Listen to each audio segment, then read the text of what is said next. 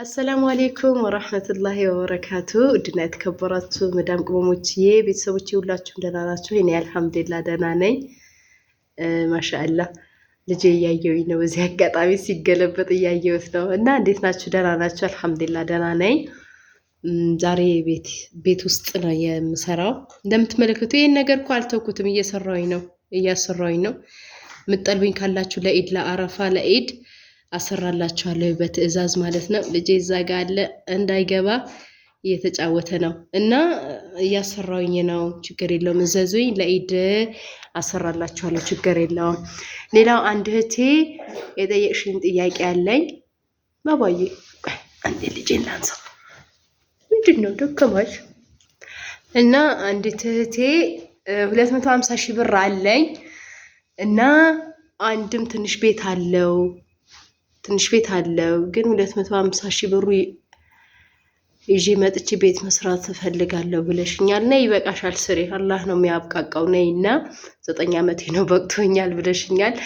ነይና አንቺ ራስሽ ማሰሪው ከመጣሽ በኋላ ትንሽ ያልሽው ማድ ቤት አድርገሽው 250 ሺህ ብሩ ይዘሽ ነይና ሚበቃኝ ምትዩን አክል በምትፈልጊያቸው ክፍሎች መጥተሽ አሰሪ ማለት ነው። ችግር የለውም ይበቃሻል። ከዛ በኋላ ታይበታለሽ። አንቺም ካልበቃሽ ምናልባት የስራ መንቀሻቀሻ ካነሰሽ ምናምን እንዲበቃሽ ደግሞ ታብቃቂዋለሽ አንቺ ራስሽ ማለት ነው። ስለዚህ ነይና አሰሪው ቤት አሰሪ ነይና አሰሪው ራስሽ እና ይበቃሻል። ነይ ኢንሻአላህ። ካልበቃሽም ደግሞ ትንሽ ጊዜ ቆይተሽ 1 ዓመትም ትንሽ ጊዜ ቆይተሽም ባለትዳር ካሎች ምናልባት አላህ ይወፍቅሽ። ትዳሩንም ባለትዳሩን ካሎች አላህ ይወፍቅሽ። ባለትዳርን ከሆንሽ ደግሞ አላህ ያብቃቀዋል። ነይ ግቢና ይበት ያለውን ነገር ሁሉንም ይዩ እና ነይ እልሻለኝ። ሌላው ደግሞ ሌላ ጥያቄያችሁ አንድ እህቴ ደግሞ እንትን አለ ወይ ምንድነው ቆጣሪ ለአሁኑ እኛ ስፈር አልገባም። ትንሽ ነው የቀረው፣ በነገራችን ላይ ትንሽ ነው። አሁን ከኔ ቤት ከመስጊዱ በታች ገብቷል ቆጣሪ አለ። ከመስጊዱ ወደ ላይ ባለው የለም። እንደገና ከኔ ቤት ወደ ላይ ደግሞ ወደ ቤተሰቦቼ ምናምን ቆጣሪ አለ። ማሻአላ። ግን በመሀል ያለው ሰው ለምን እንዳልገባለት ግራ ነው የገባኝ።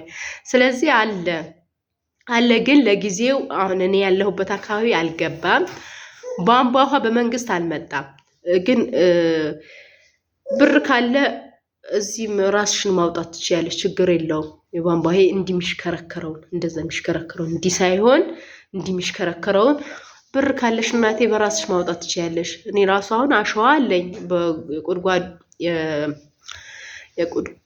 የጉድጓድ ውሃ አለኛ፣ በሱን ማውጣት እችላለሁ። በአሸዋ ግንባታ አድርገውት ነው እንትን የሚያወጡት እና ማሻአላ ሁሉም በየግቢ በየራሱ እንደዛ አውጥቷል ማለት ነው። ውሃ ማውጣት ትችያለሽ። ብር ነው ወሳኙ። የመንግስት ውሃ የመንግስት ቧንቧ እስከሚመጣ ወይ ባባ ምንድነው? ልምጣ አንተ ጋር ባባዬ ምንድነው እሱ? እና እንደዛ ልሻለሁ ውዴ። በራስሽ ማውጣት ትችያለሽ፣ ችግር የለውም። ሌላው ደግሞ ቆጣሪ እንዳልኩሽ ነው፣ በመንግስት ይወጣል። ባለፈው ስብሰባ ተሰብስበው ነበረ።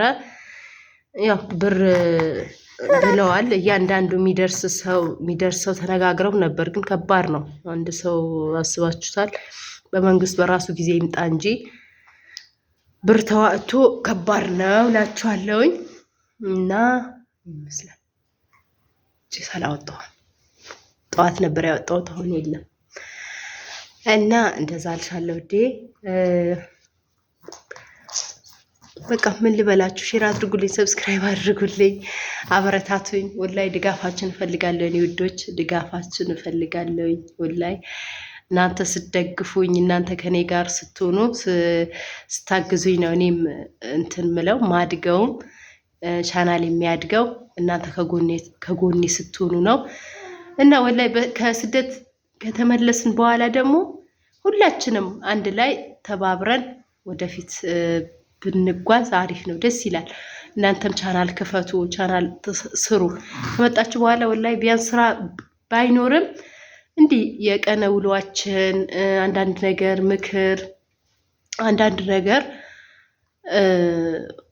መስራት አለብን። ስለዚህ እንደዛ በቻናልም ከከፈትን አንዳንድ ነገር እየሰራን አንዳንድ ምክሮችም አንዳንድ ነገርም እንደዛ ሼር ካረግን ያው ራስ በራሳችን ከተደጋገፍን ማደግ አይቻልም፣ እናድጋለን ማናችንም ማለት ነው። ስለዚህ አንድ ላይ እንሆን። በተለይ መዳም ቅመሞች አስባችሁታል? እዛ ስደት ዓለም ስንት ዓመት ሰርተን መእተን እንደገና ድጋሚ አሁንም ስደት መውጣት ማለት ከባድ ነው። እኔ አሁን ሳስበው ራሱ ይከብደኛል። ሀቂቅ ግን አላህ ያምጣውስ። ግን ሳስበው ራሱ በጣም ነው የሚሰለቸኝ ሀቂቃ ማለት ነው። ግን በቃ ስራ አለመኖሩ ስራ ለመስራት ስታስቢ፣ በተለይኛ ደግሞ ለምደናል፣ ስደት ላይ ብርም ለምደናል፣ ስራም ስለለመድን ተጽዕኖ አለው። ግን አላህ ትዕግስቱን ሰብሩን ይስጠን። እናንተንም አላህ ይወፍቃችሁ። የምትመጡ እህቶቼ እየመከርኳችሁ ነው። ብዙዋችሁ ስሙ፣ ምክር ስሙ። ያው ለየስራ የምትሰሩበት ብር ይዛችሁ ነው። በቃ ይሄ ነው እኔ የምላችሁ ወላሂ። ምክንያቱም በእኔ ተጽዕኖ ስለመጣብኝ ነው። ያኔ እኔ ስላየሁት ነው። በእኔ ላይ ተጽዕኖ ስላለው ነው እንደዛ የምመክራችሁ ማለት ነው። ቤት የራሳችሁ ቤት ይኑራችሁ። ቤት በቃ የራሳችሁ ቤት፣ ከቤት ክራይ ውጡ። አላህ ይገላግላችሁ እና ቤት ስሩ የራሳችሁ። ህገወጥ ቢሆን ራሱ ህጋዊ ይሆናል። ወላሂ ህጋዊ ይሆናል። ህገወጥ ቢሆን ግዙ፣ በቃ ግዙ።